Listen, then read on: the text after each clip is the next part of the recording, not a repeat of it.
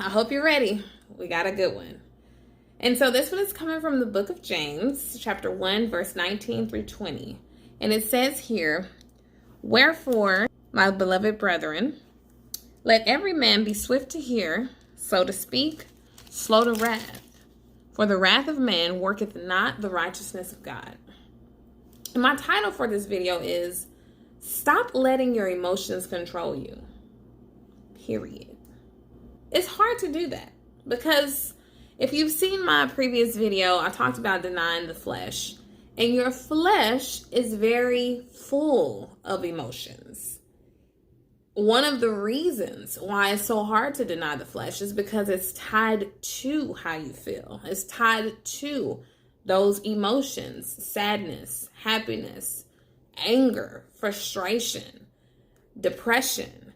Any type of feeling that you have is rooted in the flesh. And so a underlying message that you could have gotten from my previous video of denying the flesh is denying your emotions, denying the need to yield to your emotions.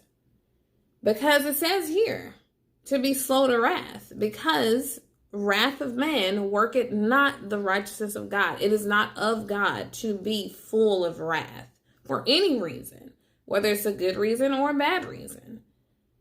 It's not of God to yield to your negative emotions for sure, but to yield to the flesh, because it is going to be a gateway to other sins.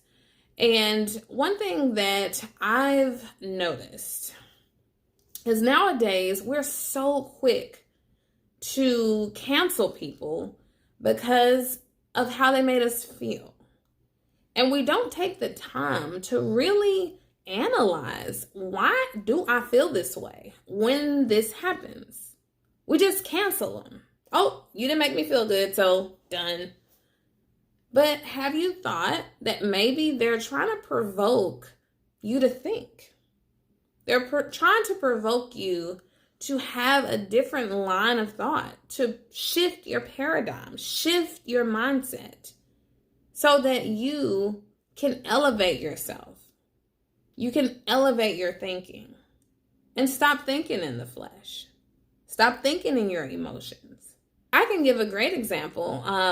When I drive, I can get frustrated with somebody else who drives too slow or who drives, too wild, and I can get mad. And maybe I want to cut them off in retaliation.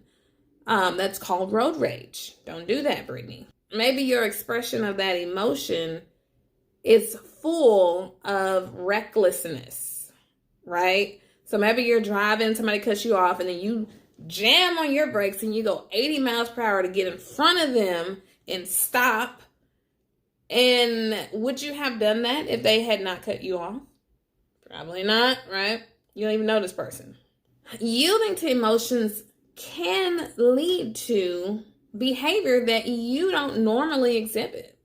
I could give another example of when you first meet somebody, especially for my singles out there. You first meet somebody, right? They do all the right things. You're like, oh, might have found a husband finally, But over time, right? We want to get to know this person, right? We shouldn't yield to our emotions off of one date. That's not smart, right? We want to make sure that we're making a logical decision, because in our brains, right, we have different parts of our brains: the frontal lobe, the frontal cortex, right?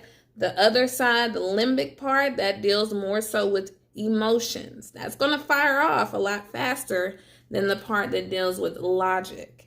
And a lot of times we make illogical decisions based off of emotions. And I'm saying all this to say that we gotta deny those emotions. Start to think. Think it through. As my mentors say, run it through a brain cell, right? Don't just run it over a brain cell. We just not gonna think about this. We just gonna do it, and it doesn't make any sense, and it could potentially harm our futures, but we're just gonna do it anyway. Why not? there's a lot of reasons why you shouldn't do that, right? So it says here, not only does that not lead to righteousness, right? Right living, it's also going to lead down the path of destruction, right? So we should be quick to hear, quick to reason. That's what that means. You hear it, right? You run it through your brain, and then you speak, you act after you have thought. And it's hard. Like I said, it's hard to do those things that make logical sense. It's hard to do that because we don't normally do that. We don't normally think before we speak. A lot of times we just speak. And then, ooh, I probably shouldn't have said that. Or think before we do. Ooh, I shouldn't have done that. I still do things that I shouldn't have done before I even thought about it, before I actually let it marinate in my brain. I beg of you to not only deny the flesh, but start to deny your emotions, especially if they are going to lead down destruction. How do you deny your emotions? Have this realization that they're temporary, okay? They're not going to last. Happy one moment and then upset the next. And that just shows you, it doesn't mean that you're bipolar. It doesn't mean what's wrong with you. That's just the nature of an emotion. It's fleeting. I could be eating something that's so good. I'm filled with, this is amazing, the best food I ever had.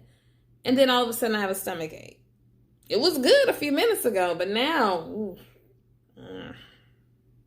right? That's emotions. They shift all the time. So emotions are an excellent indicator, but a horrible dictator.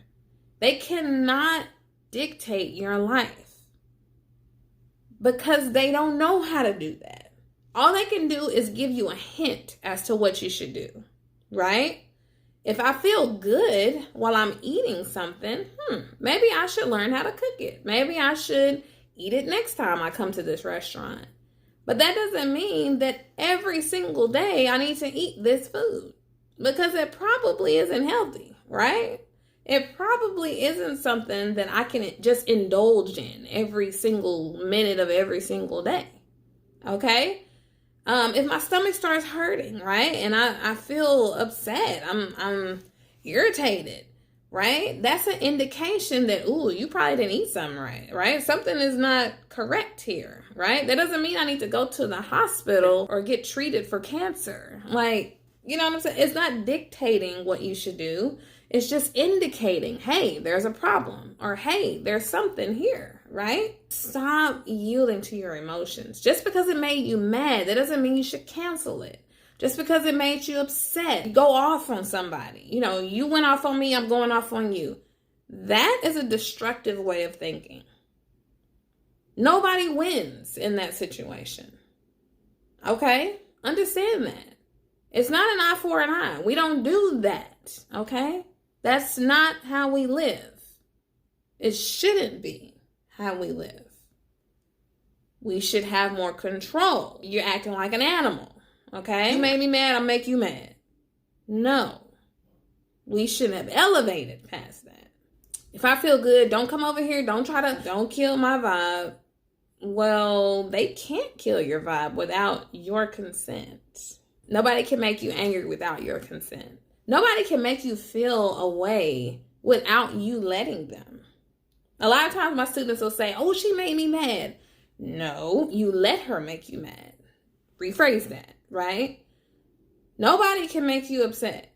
You can allow them to make you upset, but they can't physically get in you and make you mad, right? This is not Inside Out, right? That movie. They can't physically click a few levers, boop, boop, boop.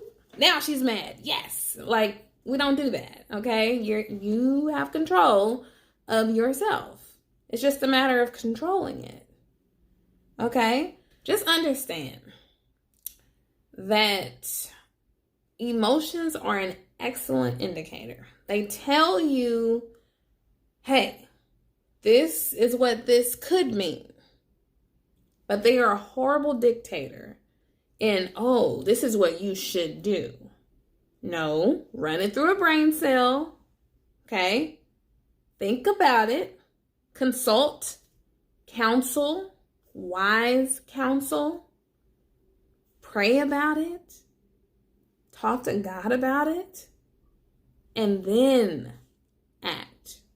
Good or bad. It doesn't matter the emotion. If it's a great emotion, good. I want to feel happy. I want to feel upbeat. I want to feel uplifted. That's good. But it shouldn't teeter based off of something that is movable. Don't let movable things control your emotions, because if they make you happy, taking them away will make you sad. Is this making sense? You can't allow one thing to have that much control over your emotions and how you behave. Because now it becomes a point that the enemy can use against you when you are living your life, right? Oh, I know that this will make her happy, so let me take it away, right? Find joy in something that doesn't move. And how I find my joy is I tie to the ultimate source of joy. And that's Jesus Christ, period. Because I know that I can always go back to him to find joy. Yes, there are things that make me happy in this life. Yes. But if those things are taken away from me, I'm still happy. I'm still joyful because I didn't find it in them. I found it in him, right? Yes, there are things that make me sad, but I filter that emotion, right? If it makes me sad, I try to come to a point where if it was taken from me, right?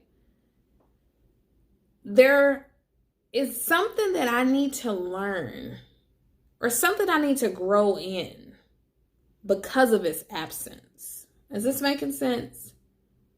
You know, I've had loved ones pass away. It hurts. It absolutely hurts. But I understand that I need to learn something from this, right? I need to learn. I need to grow in certain aspects in order to then become a better version of myself. And I know that's a hard place to get to, because I thank God that I haven't experienced as much sadness as somebody else may have. I'm just trying to impart how I filter certain things that make me sad, that make me mad. There's not many things that make me mad because I don't wear my emotions on my sleeve. It just goes back to denying the flesh, which is tied to your emotions, and rooting and grounding yourself in the spirit. Because when you root and ground yourself in the spirit, the fleshly things that happen in this life just don't matter that much. They just don't. They just don't. How do you get to a place like that? It's a daily walk. It's a daily walk. I'm not there. Every single day I have to deny my flesh. Every single day I have to deny my emotions. But it gets easier. Right? Stop praying for a lighter load. Pray for a stronger back. Because if you keep praying for a lighter load, life happens. It's going to pile more stuff onto you. More stuff. More stuff. And if you live by your emotions, you're going to get mad. You're going to get frustrated. You're going to get sad. You're going to get depressed. You're going to get anxious. You're going to get mad at God. You're going to blame. All those things come because you're praying for a lighter load. And God did not promise a lighter load. When we became Christians, He strengthened our backbone. He strengthened our back. So when things do come onto our load, we have a peace that passes all understanding.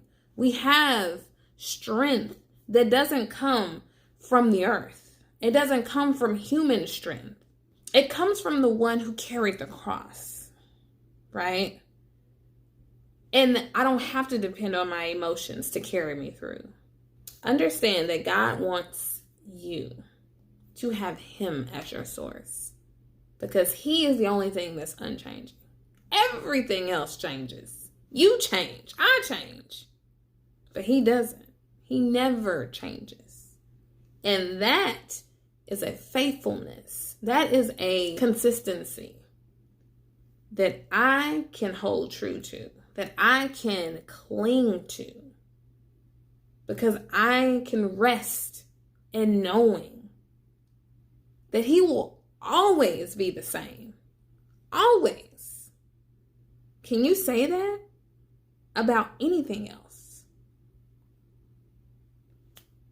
So, God bless.